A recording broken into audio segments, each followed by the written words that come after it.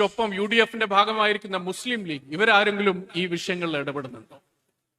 ഇടതുപക്ഷത്തിന് പ്രസക്തിയില്ല, ഇടതുപക്ഷത്തിന് ഒരു പ്രസക്തിയില്ല, CPIM-ന് ഒരു ഭാവിയില്ല എന്നൊക്കെ പറയുമ്പോഴും ഇങ്ങനെ ഓരോ അക്രമങ്ങൾ നടക്കുമ്പോഴും അതിൽ ആ അടിച്ചമർത്തപ്പെട്ടവർക്കൊപ്പം ഈ ന്യൂനപക്ഷങ്ങൾക്കൊപ്പം നിൽക്കുന്നവർ ചെങ്കോടിയുടെ പ്രസ്ഥാനത്തിന്റെ കീഴിൽ ആൾക്കാരാണ്.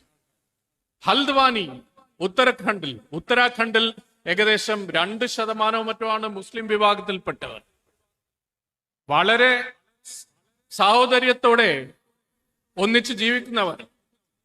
പക്ഷേ ഹരിദ്വാറിൽ ഒരു ധരം സൻസദ് നടത്തിക്കൊണ്ട് ഹിന്ദുത്വ ശക്തികൾ അവിടുന്ന് ന്യൂനപക്ഷങ്ങളെ വേട്ടയാടാൻ ഒരു കോൾ കൊടുക്കുന്നു.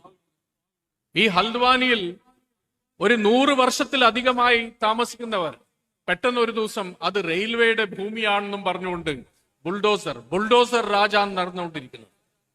ആ ഹൽദ്വാനിയിൽ 6 പേർ കൊല്ലപ്പെട്ടു. ആ വെടിവെപ്പിൽ കൊല്ലപ്പെട്ടവർക്കെതിരെയാണ് എന്നിട്ട് ചാർജ് ചെയ്തിരിക്കുന്നത്. ആ ഹൽദ്വാനിയിൽ സഖാവ് ബൃന്ദാക്കാരാട്ടും നമ്മളെല്ലാവരും പോവുകയുണ്ടായി. കോൺഗ്രസ് ആണ് ഏറ്റവും വലിയ പ്രതിപക്ഷം. എന്താ ചെയ്യുന്നു? ഒന്നും ചെയ്യുന്നില്ല.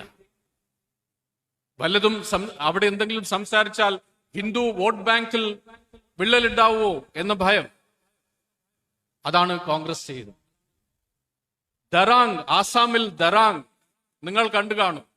ഈ ദറാങ്കിൽ മുസ്ലിം വിഭാഗത്തിൽപ്പെട്ടവർ, കർഷകർ എത്രയോ വർഷങ്ങളായി, 100 അതിനേക്കാളും കൂടുതൽ വർഷങ്ങളായി കൃഷി ചെയ്തുകൊണ്ട് വരുന്നത് കുടിയൊഴിപ്പിക്കുന്നു ബുൾഡോസർ രാജിന്റെ ഭാഗമായിട്ട്.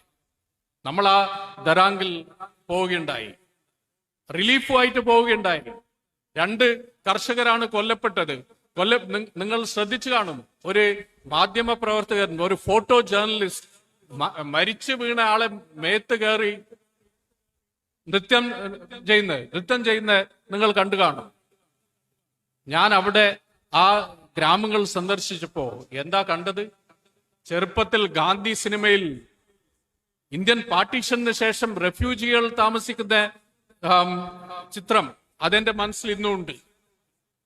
ഭീഷ്മ സാനിയുടെ തമസിൽ, ഗോവിന്ദ് നിഹലാനിയുടെ തമസിൽ പാർട്ടീഷന് ശേഷത്തെ സ്ഥിതി. ഇന്ന് ആ രീതിയിലുള്ള ഒരു സാഹചര്യത്തിലാണ് അവിടെ കർഷകർ താമസിക്കേണ്ടി വരുന്നു. സ്വന്തം നാട്ടിൽ, അവിടെ കൃഷി ചെയ്ത് വന്ന ഒരു സ്ഥലത്ത്, ആ പ്രദേശത്ത് സർക്കാർ സ്കൂളുകളും പ്രൈമറി ഹെൽത്ത് സെന്ററുകളും ഉണ്ട്.